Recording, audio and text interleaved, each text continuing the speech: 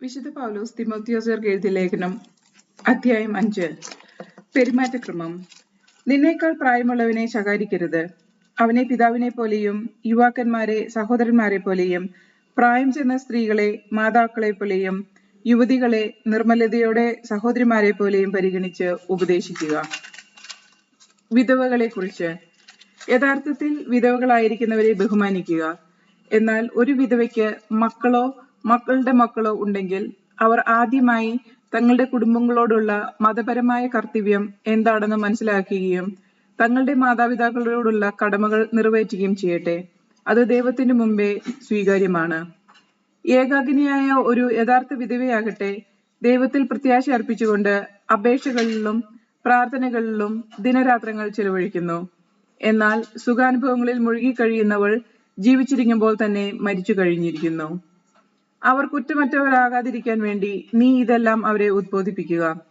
ഒരുവൻ തന്റെ സ്വന്തക്കാരുടെയും പ്രത്യേകിച്ച് തന്റെ കുടുംബത്തിന്റെയും ആവശ്യങ്ങൾ നിറവേറ്റുന്നില്ലെങ്കിൽ അവൻ വിശ്വാസം ത്യജിച്ചവനും അവിശ്വസിയേക്കാൾ ഹീനനുമാണ്.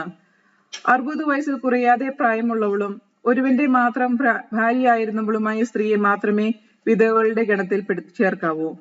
മാത്രമല്ല, അവൾ സത്പ്രവൃത്തികൾ വഴി ജനസമ്മതി നേടിയിട്ടുള്ളവളായിരിക്കണം. അതായത് സ്വസന്താനങ്ങളെ നന്നായി വളർത്തുകയും അതിഥി സൽക്കാരത്തിൽ താല്പര്യം കാണിക്കുകയും വിശുദ്ധരുടെ പാദങ്ങൾ കഴുകുകയും വേദനിക്കുന്നവരെ ആശ്വസിപ്പിക്കുകയും എല്ലാവിധ സത്പ്രവൃത്തികൾക്കും വേണ്ടി തന്നെ അർപ്പിക്കുകയും ചെയ്തിട്ടുള്ളവളായിരിക്കണം. എന്നാൽ പ്രായം കുറഞ്ഞ വിധവകളെ മേൽപ്പറഞ്ഞ ഗണത്തിൽ ചേർത്തുകൂടാ. കാരണം അവർ ക്രിസ്തുവിന് വിരുദ്ധമായി സുഖഭോഗങ്ങളിൽ മുഴുകി വിവാഹം കഴിക്കാൻ ആഗ്രഹിച്ചെന്നു വരാം. അപ്പോൾ അവർ തങ്ങളുടെ ആദ്യ വിശ്വസ്തതയെ ഉപേക്ഷിച്ചുകൊണ്ട് കുറ്റക്കാരായി വിധിക്കപ്പെടും. കൂടാതെ അവർ അലസരായി വീടുകൾ തോറും കയറി ഇറങ്ങി നടക്കുന്നു. അലസകളാവുക മാത്രമല്ല, അപവാദങ്ങൾ പ്രചരിപ്പിച്ചും മറ്റുള്ളവരുടെ കാര്യങ്ങളിൽ അനാവശ്യമായി ഇടപെട്ട് അനുചിതമായ സംസാരത്തിൽ മുഴുകിയും നടക്കുന്നു. അതിനാൽ ചെറുപ്പക്കാരികളായ വിധവകൾ വിവാഹം കഴിച്ച് അമ്മമാരായി വീട് ഭരിക്കണമെന്നാണ് ഞാൻ ആഗ്രഹിക്കുന്നത്. അങ്ങനെയായാൽ ശത്രുവിന് നമ്മെ കുറ്റപ്പെടുത്താൻ അവസരം ഇല്ലാതാകും. എന്തെന്നാൽ ചില ആളുകൾ ഇതിനകം തന്നെ പിശാചിന്റെ മാർഗത്തിലേക്ക് വഴുതിപ്പോയിരിക്കുന്നു. വിശ്വാസിനിയായ ഏതെങ്കിലും സ്ത്രീക്ക് വിധവകളായ ബന്ധുക്കൾ ഉണ്ടെങ്കിൽ അവർക്ക് വേണ്ട സഹായം നൽകണം. അല്ലാതെ സഭയെ ഭാരപ്പെടുത്തരുത്. അപ്പോൾ യഥാർത്ഥ വിധവകളെ സഹായിക്കുന്നതിന് സഭയ്ക്ക് കൂടുതൽ സൗകര്യം ലഭിക്കും. സഭാ നേതാക്കന്മാരെ പറ്റി. സഭയെ നന്നായി ഭരിക്കുന്ന ശ്രേഷ്ഠന്മാർ, പ്രത്യേകിച്ച് പ്രസംഗത്തിലും പ്രബോധനത്തിലും നിരന്തരം ഏർപ്പെട്ടിരിക്കുന്നവർ കൂടുതൽ ബഹുമാനത്തിനർഹരായി പരിഗണിക്കണം. ധാന്യങ്ങൾ ചവിട്ടി മരിക്കുന്ന കാളയുടെ വായ നീ മൂടിക്കെട്ടരുത് എന്നും വേല ചെയ്യുന്നവർ കൂലിക്ക് അർഹനാണ് എന്നും വിശുദ്ധ ലിഖിതം പറയുന്നു. 2 or 3 സാക്ഷികളുടെ മൊഴി കൂടാതെ ഒരു ശ്രേഷ്ഠനെതിരായുള്ള ഏതെങ്കിലും ആരോപണം സ്വീകരിക്കരുത്. പാപകൃത്യങ്ങളിൽ നിരന്തരം വ്യാപരിക്കുന്നവരെ എല്ലാവരുടെയും മുമ്പിൽ വെച്ച് ശകാരിക്കുക. മറ്റുള്ളവരിൽ ഭയം ജനിപ്പിക്കാൻ അത് സഹായിക്കും. ഈ നിയമങ്ങൾ മുൻവിധിയോ പക്ഷപാതമോ കൂടാതെ പാലിക്കാൻ ദൈവത്തിന്റെയും യേശുക്രിസ്തുവിന്റെയും തിരഞ്ഞെടുക്കപ്പെട്ട ദൂതന്മാരുടെയും മുൻപാകെ ഞാൻ നിന്നെ ചുമതലപ്പെടുത്തുന്നു. ആർക്കെങ്കിലും കൈവെപ്പ് നൽകുന്നെങ്കിൽ തിരക്കും കൂട്ടുകയോ മറ്റൊരാളുടെ പാപത്തിൽ പങ്കുചേരുകയോ അരുത്. നീ വിശുദ്ധി പാലിക്കണം. വെള്ളം മാത്രമേ കുടിക്കൂ എന്ന നിർബന്ധം വിടുക. നിന്റെ ഉദരത്തെയും നിനക്ക് കൂടെ ഉണ്ടാകുന്ന രോഗങ്ങളെയും പരിഗണിച്ച് അല്പം വീഞ്ഞ് ഉപയോഗിച്ചുകൊള്ളുക. ചിലരുടെ പാപങ്ങൾ നേരെ ന്യായവിധിയിലേക്ക് നയിക്കും വിധം പ്രകടമാണ്. മറ്റു ചിലരുടെ പാപങ്ങളാകട്ടെ കുറെ കഴിഞ്ഞേ വെളിപ്പെടുകയുള്ളൂ. അതുപോലെ തന്നെ സത്പ്രവൃത്തികളും പ്രകടമാണ്. അഥവാ സ്പഷ്ടതയില്ലെങ്കിൽ തന്നെയും അവയെ മറച്ചുവെക്കുക സാധ്യമല്ല. അധ്യായം 6. ഭൃത്യന്മാരുടെ കടമകൾ. അടിമത്തത്തിന്റെ നുകത്തിൻ കീഴിലുള്ളവരെല്ലാം തങ്ങളുടെ യജമാനന്മാർ എല്ലാ ബഹുമാനങ്ങൾക്കും അർഹരാണെന്ന് ധരിക്കണം. അങ്ങനെ ദൈവത്തിന്റെ നാമവും നമ്മുടെ പ്രബോധനവും അപമാനത്തിന് പാത്രമാകാതിരിക്കട്ടെ. യജമാനന്മാർ വിശ്വാസികളാണെങ്കിൽ അവർ സഹോദരന്മാരാണല്ലോ എന്ന് കരുതി അടിമകൾ അവരെ ബഹുമാനിക്കാൻ ശ്രദ്ധിക്കണം. കൂടുതൽ മെച്ചപ്പെട്ട രീതിയിൽ സേവനം ചെയ്യുകയും ചെയ്യണം. ഈ സേവനം ലഭിക്കുന്നവർ വിശ്വാസികളും പ്രിയപ്പെട്ടവരുമാണല്ലോ. ഇക്കാര്യങ്ങളാണ് നീ പഠിപ്പിക്കുകയും ഉദ്ബോധിപ്പിക്കുകയും ചെയ്യേണ്ടത്. വ്യാജപ്രബോധകർ. ആരെങ്കിലും ഇതിൽ നിന്ന് വ്യത്യസ്തമായി പഠിപ്പിക്കുകയോ നമ്മുടെ കർത്താവായ യേശുക്രിസ്തുവിന്റെ യഥാർത്ഥ വചനങ്ങളോടും ദൈവഭക്തിക്ക് ചേർന്ന പ്രബോധനങ്ങളോടും യോജിക്കാതിരിക്കുകയോ ചെയ്താൽ അവൻ അഹങ്കാരിയും അജ്ഞനുമാണ്. എല്ലാറ്റിനെയും ചോദ്യം ചെയ്തും വാക്കുകളെ ചൊല്ലി തർക്കിക്കാനുമുള്ള ദുർവാസനയ്ക്ക് വിധേയരാണവർ. അതിൽ നിന്ന് അസൂയയും വഴക്കും അപവാദവും ദുസ്സംശയങ്ങളും ഉണ്ടാകുന്നു. ദുഷിച്ച മനസ്സുള്ളവരും സത്യബോധമില്ലാത്തവരും ദൈവഭക്തി ധനലാഭത്തിനുള്ള മാർഗമാണെന്ന് കരുതുന്നവരുമായ മനുഷ്യർ തമ്മിലുള്ള തുടർച്ചയായ വാദകോലാഹലങ്ങളും ഇതിന്റെ ഫലമത്രേ. ഉള്ളത് കൊണ്ട് തൃപ്തിപ്പെടുന്നവന് ദൈവഭക്തി വലിയൊരു നേട്ടമാണ്. കാരണം നാം ഈ ലോകത്തിലേക്ക് ഒന്നും കൊണ്ടുവന്നില്ല, ഇവിടെ നിന്ന് ഒന്ന് പോകാനും നമുക്ക് സാധിക്കുകയില്ല. ഭക്ഷണവും വസ്ത്രവും ഉണ്ടെങ്കിൽ അത് കൊണ്ട് നമുക്ക് തൃപ്തിപ്പെടാം. ധനവാന്മാരാകണമെന്ന് ആഗ്രഹിക്കുന്നവർ പ്രലോഭത്തിനും കെണിയിലും മനുഷ്യനെ അധപത്തിലേക്കും തള്ളിയിടുന്ന നിരവധി വ്യാമോഹങ്ങളിലേക്ക് നിവദിക്കുന്നു. എന്തെന്നാൽ ധനമോഹമാണ് എല്ലാ തിന്മകളുടെയും അടിസ്ഥാനം. ധനമോഹത്തിലൂടെ പലരും വിശ്വാസത്തിൽ നിന്ന് വ്യതിചലിച്ചു പോകാനും ഒട്ടേറെ വേദനകളാൽ തങ്ങളെ തന്നെ മുറപ്പെടുത്താനും ഇടയായിട്ടുണ്ട്. വിശ്വാസിയുടെ പോരാട്ടം. എന്നാൽ ദൈവിക മനുഷ്യനായ നീ ഇവയിൽ നിന്ന് ഓടിയകലണം. നീതി, ദൈവഭക്തി, വിശ്വാസം, സ്നേഹം, സ്ഥിരത, സൗമ്യത എന്നിവ ഉന്നമിക്കുക. വിശ്വാസത്തിന്റെ നല്ല പോരാട്ടം നടത്തുകയും നിത്യജീവനെ മുറുകെ പിടിക്കുകയും ചെയ്യുക. ഇതിലേക്കാണല്ലോ നീ വിളിക്കപ്പെട്ടിരിക്കുന്നത്. അനേകം സാക്ഷികളുടെ മുൻപാകെ നീ ഇത് ദൃഢമായി ഏറ്റുപറഞ്ഞിട്ടുള്ളതാണല്ലോ.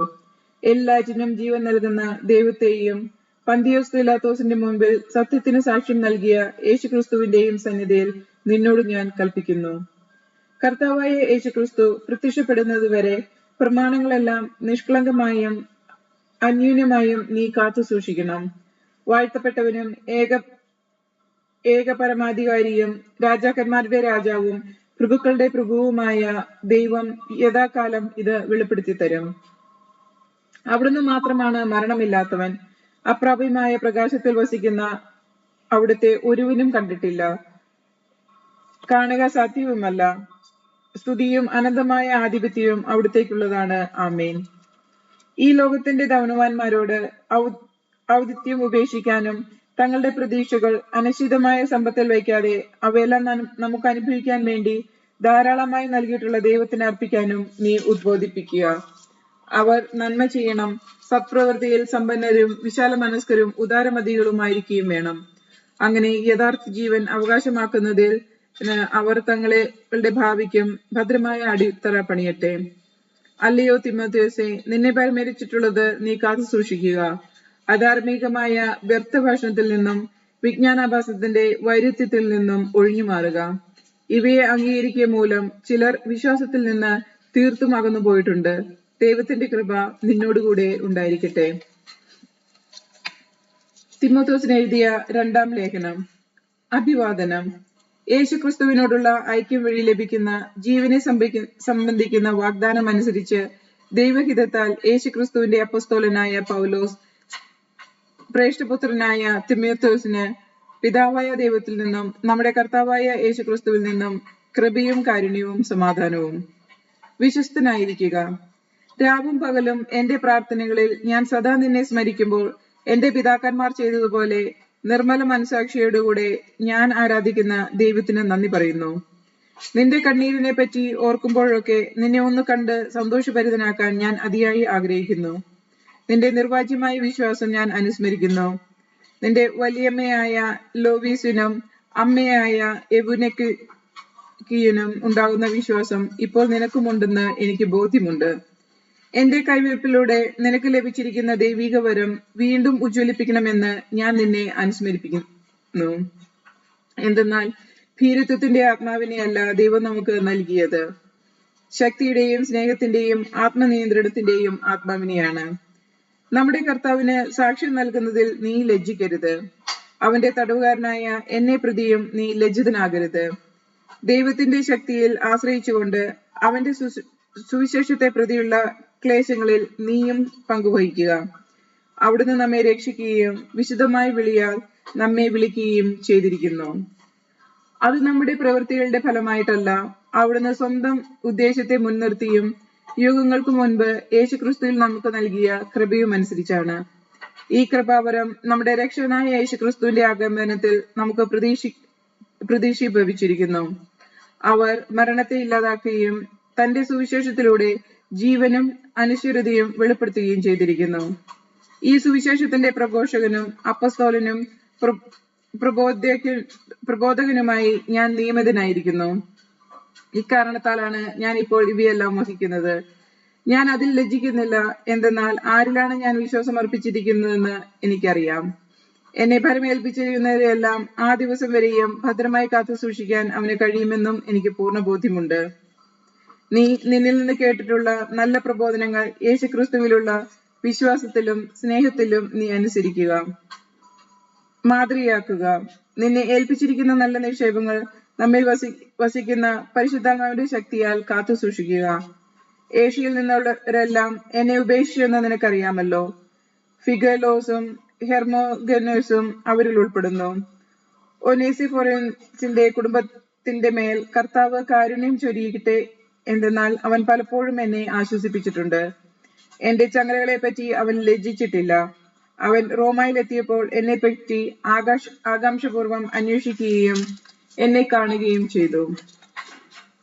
എഫെസോസിൽ വെച്ച് അവൻ ചെയ്ത സേവനങ്ങളെ പറ്റിയെല്ലാം നിനക്ക് നന്നായിട്ട് അറിയാമല്ലോ. അവസാന ദിവസം കർത്താവിൽ നിന്ന് കാരുണ്യം ലഭിക്കാൻ അവിടുന്ന് അവന് അനുഗ്രഹം നൽകട്ടെ. ക്രിസ്തുവിന്റെ പടയാളി, എന്റെ മകനെ, നീ യേശുക്രിസ്തുവിന്റെ കൃപാവരത്തിൽ നിന്ന് ശക്തി സ്വീകരിക്കുക. അനേകം സാക്ഷികളുടെ മുമ്പിൽ വെച്ച് നീ എന്നിൽ നിന്ന് കേട്ടവ മറ്റുള്ളവരെ കൂടി പഠിപ്പിക്കാൻ കഴിവുള്ള വിശ്വസ്തരായ ആളുകൾക്ക് പകർന്നു കൊടുക്കുക. യേശുക്രിസ്തുവിന്റെ നല്ല പടയാളികളെ പോലെ കഷ്ടപ്പാടുകൾ സഹിക്കുക. സൈനിക സേവനത്തിൽ ഏർപ്പെട്ടിരിക്കുന്ന പടയാളി തന്നെ സൈന്യത്തിൽ ചേർത്ത ആളിന്റെ ഇഷ്ടം നിറവേറ്റാനുള്ളതിനാൽ മറ്റു കാര്യങ്ങളിൽ തലയിടാറില്ല. നീ മനസ്സുതം മത്സരിക്കാത്ത ഒരു കായിക അഭ്യാസിക്ക് കിരീടം ലഭിക്കുകയില്ല. അധ്വാനിക്കുന്ന കർഷകനാണ് വിളവിന്റെ ആദ്യ പങ്ക് ലഭിക്കേണ്ടത്. ഞാൻ പറയുന്ന കാര്യങ്ങളെക്കുറിച്ച് നീ അവധാനപൂർവം ചിന്തിക്കുക. എല്ലാ കാര്യങ്ങളും മനസ്സിലാക്കാൻ വേണ്ട കഴിവ് കർത്താവ് നിനക്ക് തരും. എന്റെ സുവിശേഷത്തിൽ പ്രഘോഷിച്ചിട്ടുള്ളതുപോലെ ദാവീദിന്റെ വംശജനും മരിച്ചവരിൽ നിന്ന് ഉയർത്തുവനുമായ യേശുക്രിസ്തുവിനെ സ്മരിക്കുക. ആ സുവിശേഷത്തിന് വേണ്ടിയാണ് ഞാൻ കഷ്ടത സഹിച്ചുകൊണ്ട് ഒരു കുറ്റവാളിയെ പോലെ വിലങ്ങുകൾക്ക് വരെ അധീനനാകുന്നത്. എന്നാൽ ദൈവവചനത്തിന് വിലങ്ങ് വയ്ക്കപ്പെട്ടിട്ടില്ല. അതിനാൽ തിരഞ്ഞെടുക്കപ്പെട്ടവർ യേശുക്രിസ്തുവിൽ ശാശ്വതവും മഹത്വപൂർണവുമായ രക്ഷ നേടുന്നതിനു വേണ്ടി ഞാനെല്ലാം സഹിക്കുന്നു. ഈ വചനം വിശ്വാസയോഗ്യമാണ്. നാം അവനോടുകൂടെ മരിച്ചിട്ടുണ്ടെങ്കിൽ അവനോടുകൂടെ ജീവിക്കും. നാം ഉറച്ചു നിൽക്കുന്നുവെങ്കിൽ അവനോടുകൂടി വാഴും. നാം അവനെ നിഷേധിക്കുന്നുവെങ്കിൽ അവൻ നമ്മെയും നിഷേധിക്കും. നാം അവിശ്വസ്തനായിരുന്നാലും അവൻ വിശ്വസ്തനായിരിക്കും. എന്തെന്നാൽ തന്നെ തന്നെ നിഷേധിക്കുക അവന് സാധ്യമല്ല. വിശ്വസ്ത ഭൃത്യൻ, ഇത് അവരെ അനുസ്മരിക്കുക. വാക്കുകളെ ചൊല്ലി തർക്കങ്ങളിൽ ഏർപ്പെടാതിരിക്കാൻ അവരെ ദൈവസന്നിധിയിൽ ഉപദേശിക്കുക. ഇത്തരം തർക്കങ്ങൾ യാതൊരു ഗുണവും ചെയ്യുകയില്ല, ശ്രോതാക്കളെ നശിപ്പിക്കുക മാത്രമേ ഉള്ളൂ. സത്യത്തിന്റെ വചനം ഉചിതമായി കൈകാര്യം ചെയ്തുകൊണ്ട് അഭിമാനിക്കാൻ അവകാശമുള്ള വേലക്കാരനായി ദൈവത്തിനു മുൻപിൽ അർഹതയോടെ പ്രത്യക്ഷപ്പെടാൻ ഉത്സാഹപൂർവം പരിശ്രമിക്കുക. അല്ലെങ്കിൽ അത് ജനങ്ങളെ ഭക്തിരാഹിത്യത്തിലേക്ക് നയിക്കും. ഈ ഭക്തിരഹിതരുടെ സംസാരം ശരീരത്തെ കാർന്നു തിന്നുന്ന വ്രണം പോലെ പകർന്നു പിടിക്കും. ഇക്കൂട്ടത്തിൽപ്പെട്ടവരാണ് ഹുമയോനേസും ഫിലേത്തോസും. പുനരുത്ഥാനം സംഭവിച്ചു കഴിഞ്ഞു എന്ന വാദം ഉന്നയിച്ചുകൊണ്ട് അവർ സത്യത്തിൽ നിന്ന് വ്യതിചലിച്ചു. ചിലരുടെ വിശ്വാസത്തെ അവർ തകിടം മറിക്കുകയും ചെയ്യുന്നു. എന്നാൽ ദൈവം ഉറപ്പിച്ച അടിത്തറ ഇളകാതെ നിൽക്കുന്നു. അതിലിങ്ങനെ മുദ്രിതമായിരിക്കുന്നു: കർത്താവ് തനിക്ക് സ്വന്തമായിട്ടുള്ളവരെ അറിയുന്നു. കർത്താവിന്റെ നാമം വിളിക്കുന്നവരെയെല്ലാം പാപത്തിൽ നിന്ന് ഒഴിഞ്ഞു നിൽക്കട്ടെ.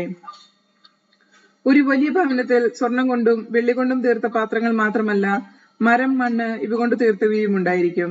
അവയിൽ ചിലത് മാന്യമായ കാര്യങ്ങൾക്കോ ചിലത് മാന്യത കുറഞ്ഞ കാര്യങ്ങൾക്കും ഉപയോഗിക്കുന്നു. ഒരുവൻ നിഷ്കൃഷ്ടമായ അവസ്ഥയിൽ നിന്ന് തന്നെ തന്നെ ശുദ്ധീകരിക്കുന്നുവെങ്കിൽ അവൻ ശ്രേഷ്ഠമായ ഉപയോഗത്തിനു പറ്റിയതും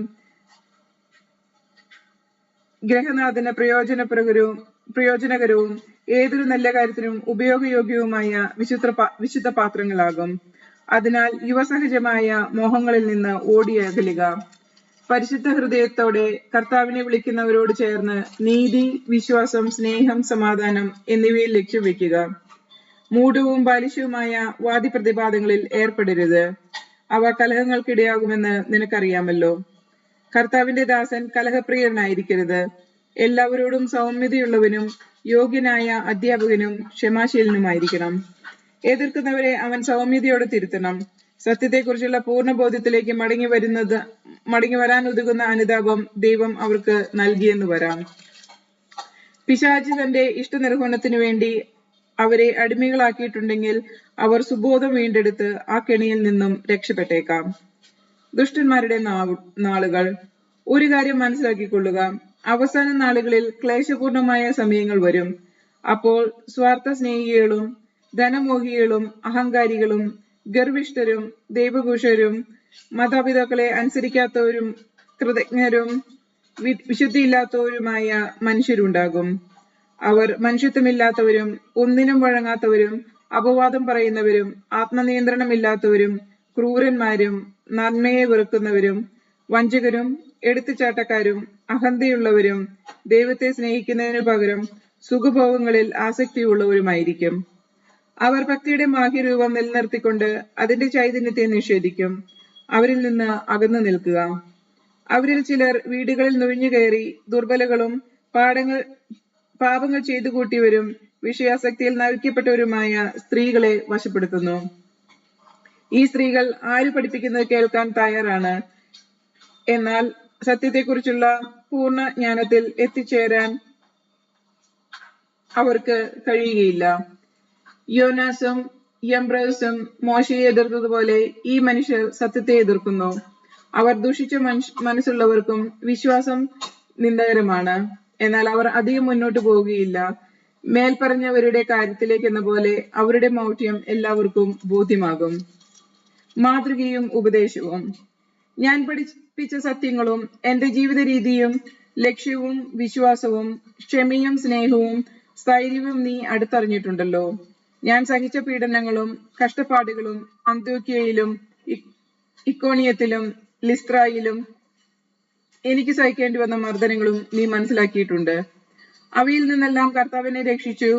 യേശു ക്രിസ്തുവിനോട് ഐക്യപ്പെട്ട് വിശുദ്ധ ജീവിതം നയിക്കാൻ ആഗ്രഹിക്കുന്നവരെല്ലാം പീഡിപ്പിക്കപ്പെടും. അതേസമയം ദുഷ്ടരും കപടനാട്യക്കാരും വഞ്ചിച്ചും വഞ്ചിക്കപ്പെട്ടും അടിക്കടി അധംപതിക്കും. എന്നാൽ നീ പഠിപ്പിച്ചിട്ടുള്ളതും ഉറപ്പായി വിശ്വസിച്ചിട്ടുള്ളതുമായ കാര്യങ്ങൾ ആരിൽ നിന്നാണ് പഠിച്ചതെന്നോർത്ത് അവയിൽ സ്ഥിരമായി നിൽക്കുക. യേശു ക്രിസ്തുവിലുള്ള വിശ്വാസത്തിലൂടെ രക്ഷ പ്രാപിക്കുന്നതിന് നിന്നെ ജ്ഞാനിയാക്കുന്ന വിശുദ്ധ ലിഖിതങ്ങൾ നീ ബാല്യം മുതൽ പഠിച്ചിട്ടുള്ളതാണല്ലോ. വിശുദ്ധ ലിഖിതമെല്ലാം ദൈവനിവേശിതമാണ്. അവ പ്രബോധനത്തിനും ശാസനത്തിനും തെറ്റുതിരുത്തലിനും നീതിയിലുള്ള പരിശീലനത്തിനും ഉപകരിക്കുന്നു. ഇതുവഴി ദൈവഭക്തനായ മനുഷ്യൻ പൂർണ്ണത കൈവരിക്കുകയും എല്ലാ നല്ല പ്രവൃത്തികളും ചെയ്യുന്നതിൽ നിന്ന് പര്യാപ്തരാകുകയും ചെയ്യുന്നു. അധ്യായം 4. ദൈവത്തിന്റെ മുൻപാകെ ജീവിക്കുന്നവരുടെയും മരിച്ചവരുടെയും വിധിക്കാനിരിക്കുന്ന യേശുക്രിസ്തുവിന്റെ മുൻപാകെയും അവന്റെ ആഗമനത്തെയും രാജ്യത്തിന്റെ പേരിൽ ഞാൻ നിന്നെ ഇപ്രകാരം ചുമതലപ്പെടുത്തുന്നു. വചനം പ്രസംഗിക്കുക. സാഹചര്യങ്ങൾ അനുകൂലമെങ്കിലും അല്ലെങ്കിലും ജാഗരൂകതയോടെ വർത്തിക്കുക. മറ്റുള്ളവരിൽ ബോധ്യം ജനിപ്പിക്കുകയും അവരെ ശാസിക്കുകയും ഉദ്ബോധിപ്പിക്കുകയും ചെയ്യുക. ക്ഷമ കൈവിടാതിരിക്കുക. പ്രബോധനത്തിൽ ശ്രദ്ധിക്കുകയും ചെയ്യുക. ജനങ്ങൾ ഉത്തമമായ പ്രബോധനത്തിൽ സഹിഷ്ണുത കാണിക്കാത്ത കാലം വരുന്നു. കേൾവിക്ക് ഇമ്പമുള്ളവയിൽ ആവേശം കൊള്ളുകയാൽ അവർ തങ്ങളുടെ അഭിരുചിക്ക് ചേർന്ന പ്രബോധകരെ വിളിച്ചുകൂട്ടും. അവർ സത്യത്തിന് നേരെ ചെവിയടച്ച് കെട്ടുകഥകളിലേക്ക് ശ്രദ്ധ തിരിക്കും. നീ ആകട്ടെ എല്ലാ കാര്യങ്ങളിലും സമചിത്തത പുലർത്തുക. കഷ്ടതകൾ സഹിക്കുകയും സുവിശേഷകന്റെ ജോലി ചെയ്യുകയും നിന്റെ ശുശ്രൂഷ നിർവഹിക്കുകയും ചെയ്യുക. നീതിയുടെ കിരീടം. ഞാൻ ബലിയായി അർപ്പിക്കപ്പെടേണ്ട സമയം ആസന്നമായിരിക്കുന്നു. എന്റെ വേർപാടിന്റെ സമയം സമാഗതമായി. ഞാൻ നന്നായി പൊരുതി എന്റെ ഓട്ടം പൂർത്തിയാക്കി വിശ്വാസം കാത്തു. എനിക്കായി നീതിയുടെ കിരീടം ഒരുക്കിയിരിക്കുന്നു. നീതിപൂർവം വിധിക്കുന്ന കർത്താവ് ആ ദിവസം അത് എനിക്ക് സമ്മാനിക്കും. എനിക്ക് മാത്രമല്ല, അവന്റെ ആഗമനത്തെ സ്നേഹപൂർവം ഉറ്റുനോക്കിക്കൊണ്ടിരിക്കുന്ന എല്ലാവർക്കും. നിർദ്ദേശങ്ങൾ. എന്റെ അടുത്ത് വേഗം എത്തിച്ചേരാൻ ഉത്സാഹിക്കുക. എന്തെന്നാൽ ഈ ലോകത്തോടുള്ള ആസക്തി മൂലം ദേമാസ് എന്നെ വിട്ട് തെസ്സലോനിക്കയിലേക്ക് പോയിരിക്കുന്നു. ക്രെസ്കസ് ഗലാത്യയിലേക്കും തീത്തോസ് ദൽമാത്തിയിലേക്കും പോയി കഴിഞ്ഞു. ലൂക്ക മാത്രമേ എന്നോടുകൂടെ മർക്കോസിൻ കൂടെയുള്ളൂ. മർക്കോസിനെ കൂടെ നീ കൂട്ടിക്കൊണ്ടുവരണം. ശുശ്രൂഷയിൽ അവനെ എനിക്ക് വളരെ പ്രയോജനപ്പെടും. തിക്കിക്കോസിനെ ഞാൻ എഫെസസിൽ അയച്ചിരിക്കുകയാണ്. നീ വരുമ്പോൾ ഞാൻ ത്രോവസിൽ കാർപ്പോസിന്റെ പക്കൽ ഏൽപ്പിച്ചു പോന്ന എന്റെ പുറംകുപ്പായവും പുസ്തകങ്ങളും പ്രത്യേകിച്ച് തുകൽ ചുരുളുകളും കൊണ്ടുവരണം. ചെമ്പ് പണിക്കാരനായ അലക്സാണ്ടർ എനിക്ക് വലിയ ദ്രോഹം ചെയ്തു.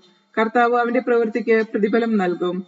നീയും അവനെ കുറിച്ച് കരുതലോടെ ഇരിക്കണം. കാരണം അവൻ നമ്മുടെ വാക്കുകളെ ശക്തിപൂർവം എതിർക്കുന്നവനാണ്. എന്റെ ന്യായവാദങ്ങൾ ഞാൻ ആദ്യം അവതരിപ്പിച്ചപ്പോൾ ആരും എന്റെ ഭാഗത്തില്ലായിരുന്നു. എല്ലാവരും എന്നെ ഉപേക്ഷിച്ചു. ആ കുറ്റം അവരുടെ മേൽ ആരോപിക്കപ്പെടാതിരിക്കട്ടെ. എന്നാൽ കർത്താവ് എന്റെ ഭാഗത്തുണ്ടായിരുന്നു. എല്ലാ വിജാതീയരും കേൾക്കത്തക്ക വിധം വചനം പൂർണ്ണമായി പ്രഖ്യാപിക്കുന്നതിന് വേണ്ട ശക്തി അവിടുന്ന് എനിക്ക് നൽകി. അങ്ങനെ ഞാൻ സിംഹത്തിന്റെ വായിൽ നിന്ന് രക്ഷിക്കപ്പെട്ടു. കർത്താവ് എല്ലാ തിന്മകളിൽ നിന്ന് എന്നെ മോചിപ്പിച്ച് തന്റെ സ്വർഗരാജ്യത്തിലേക്കായി എന്നെ കാത്തുകൊള്ളും. എന്നും എന്നേക്കും അവിടുത്തേക്ക് മഹത്വം. ആമേൻ. ആശംസകൾ. പ്രിസായ്ക്കും അക്കീലായ്ക്കും ഒമേസിഫോറസിന്റെ കുടുംബത്തിനും അഭിവാദനങ്ങൾ. എറസ്തുസ് കൊറിന്ഥീസിൽ തങ്ങി. രോഗബാധിതനായ ത്രോഫിമോസിനെ ഞാൻ മിലേത്തോസിൽ വിട്ടിട്ടു പോന്നു. മഞ്ഞുകാലത്തിന് മുമ്പ് തന്നെ ഇവിടെ എത്താൻ നീ ശ്രമിക്കുക. എവുബുലോസും പൂദേൻസും ലീനുസും ക്ലൗദിയായും മറ്റെല്ലാ സഹോദരന്മാർക്കും നിനക്ക് അഭിവാദനങ്ങൾ അർപ്പിക്കുന്നു. കർത്താവ് നിന്റെ ആത്മാവോട് കൂടി ഉണ്ടായിരിക്കട്ടെ. ദൈവത്തിന്റെ കൃപ നിങ്ങളോടുകൂടെ തന്നെ. പൗലോസ് തിത്തോസിന് എഴുതിയ ലേഖനം. അഭിവാദനം.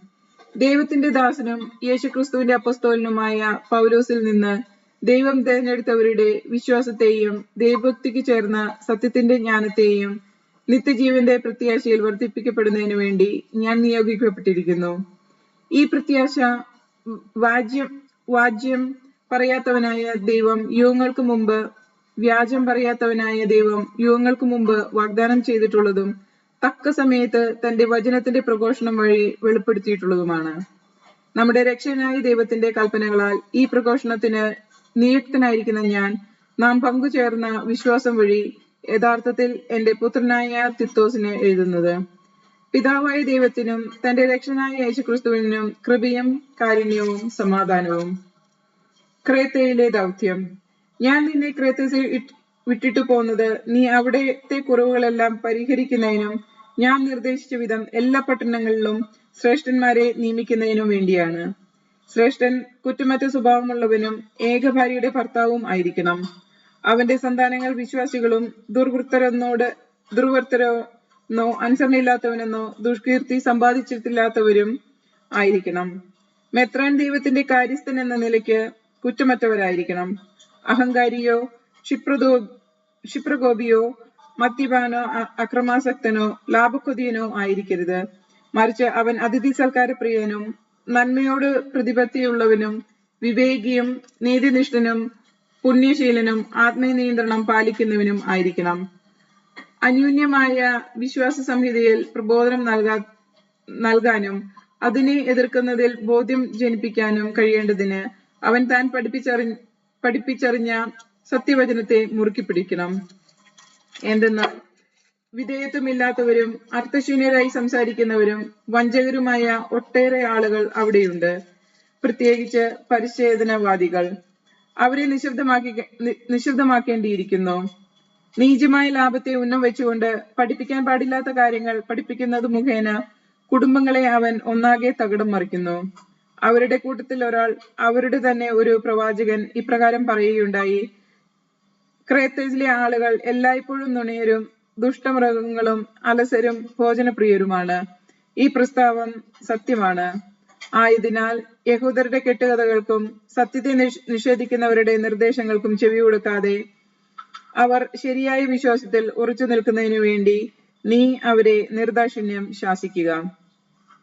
നിർമ്മല ഹൃദയർക്ക് എല്ലാം നിർമ്മലമാണ്, എന്നാൽ മലിന ഹൃദയർക്കും അവിശ്വാസികൾക്കും ഒന്നും നിർമ്മലമല്ല.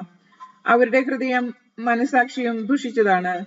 തങ്ങൾ ദൈവത്തെ അറിയുന്നുവെന്ന് അവർ ഭാവിക്കുന്നു, എന്നാൽ പ്രവൃത്തികൾ വഴി അവിടുത്തെ നിഷേധിക്കുകയും ചെയ്യുന്നു.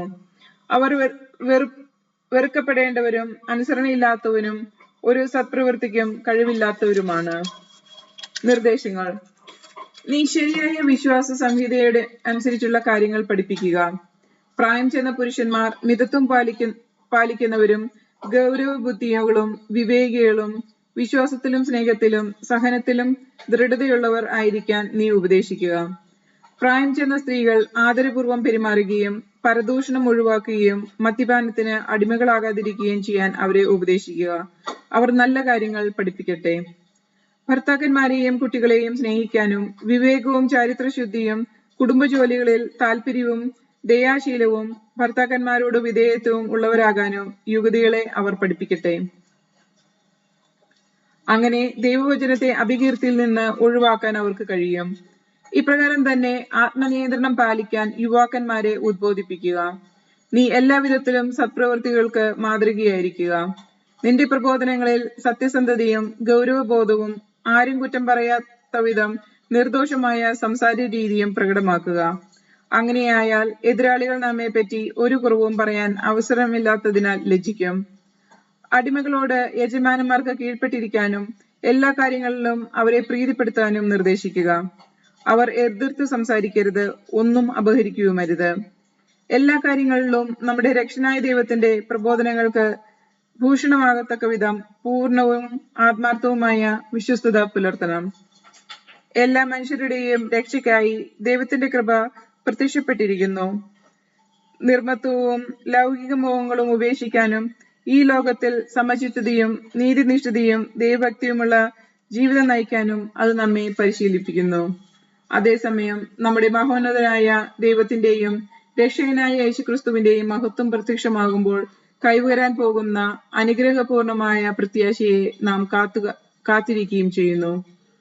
യേശുക്രിസ്തു എല്ലാ തിന്മകളിൽ നിന്നും നമ്മെ മോചിപ്പിക്കുന്നതിനും സത്പ്രവൃത്തികൾ ചെയ്യുന്നതിൽ തീക്ഷ്ണതയുള്ള ഒരു ജനതയെ തനിക്ക് വേണ്ടി ശുദ്ധീകരിക്കുന്നതിനുമായി നമ്മെ പ്രതി തന്നെ ബലിയർപ്പിച്ചു.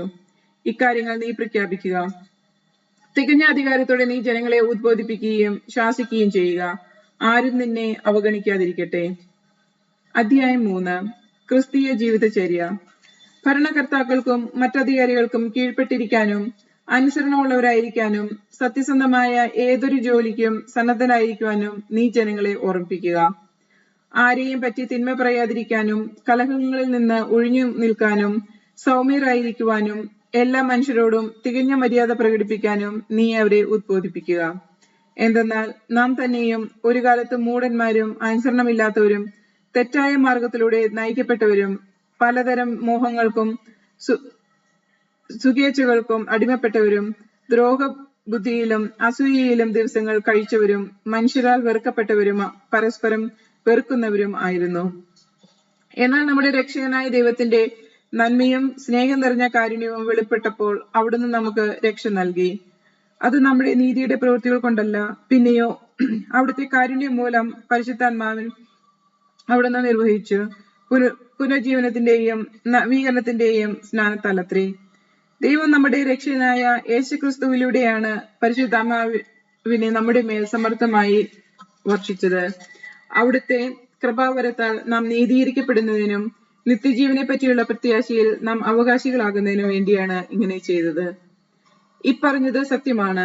ദൈവത്തിൽ വിശ്വസിച്ചവർ സത്പ്രവൃത്തികൾ ചെയ്യുന്നതിന് ജാഗരൂകരായിരിക്കാൻ വേണ്ടി ഇക്കാര്യങ്ങളിൽ നീ സമ്മർദ്ദം ചെലുത്തണം എന്ന് ഞാൻ ആഗ്രഹിക്കുന്നു. ഇവയെല്ലാം ശ്രേഷ്ഠവും മനുഷ്യർക്ക് പ്രയോജനകരവുമാണ്. അതുപോലെ അർത്ഥശൂന്യമായ വാഗ്വാദങ്ങളിലും വംശാവലികളെക്കുറിച്ചുള്ള ചർച്ചകളിലും കലഹങ്ങളിലും നിയമത്തെക്കുറിച്ചുള്ള തർക്കത്തിൽ നിന്ന് ഒഴിഞ്ഞു നിൽക്കുക. അവ പ്രയോജനരഹിതവും നിഷ്ഫലവുമാണ്. വിഘടിച്ചു നിൽക്കുന്ന ഒരുവനെ 1-2 പ്രാവശ്യം ശാസിച്ചതിനു ശേഷം അനുസരിക്കാത്ത പക്ഷം അവനുമായുള്ള ബന്ധം വിടർത്തുക. അവൻ നേർവഴിക്ക് നടക്കാത്തവനും പാപത്തിൽ മുഴുകി കഴിയുന്നവനുമാണ്. അവൻ തന്നെ കുറ്റവാളി എന്ന് വിധിച്ചിരിക്കുന്നു. ഞാൻ അർത്തേമാസിലോ തിക്കിയോസിനെയോ നിന്റെ അടുത്തേക്ക് അയക്കുമ്പോൾ നിക്കോപോളിസിൽ എന്റെ അടുത്ത് വരാൻ നീ ഉത്സാഹിക്കണം. മഞ്ഞുകാലം അവിടെ ചെലവഴിക്കാനാണ് ഞാൻ നിശ്ചയിച്ചിരിക്കുന്നത്. നിയമജ്ഞനായ സേനാസിനെയും അപ്പോളോസിനെയും വേഗം യാത്രയാക്കാൻ നീ കഴിവുള്ളതെല്ലാം ചെയ്യണം. അവർക്ക് ഒന്നിനും പോരായ്മയുണ്ടായിരിക്കാൻ ശ്രദ്ധിക്കുക. നമ്മുടെ ജനങ്ങൾ അടിയന്തരാവശ്യങ്ങൾപ്പെട്ടവരെ സഹായിക്കുന്നതിനും പ്രയോജനരഹിതമാകാതിരിക്കുന്നതിനും വേണ്ടി സത്പ്രവൃത്തികളിൽ വ്യാപരിക്കാൻ പഠിക്കട്ടെ. എന്റെ കൂടെയുള്ളവരെല്ലാം നിനക്ക് അഭിവാദനങ്ങൾ അർപ്പിക്കുന്നു. വിശ്വാസത്തിൽ ഞങ്ങളെ സ്നേഹിക്കുന്നവർക്കെല്ലാം അഭിവാദനങ്ങൾ അർപ്പിക്കുക. നിങ്ങൾക്കെല്ലാവർക്കും ദൈവകൃപ ഉണ്ടായിരിക്കട്ടെ.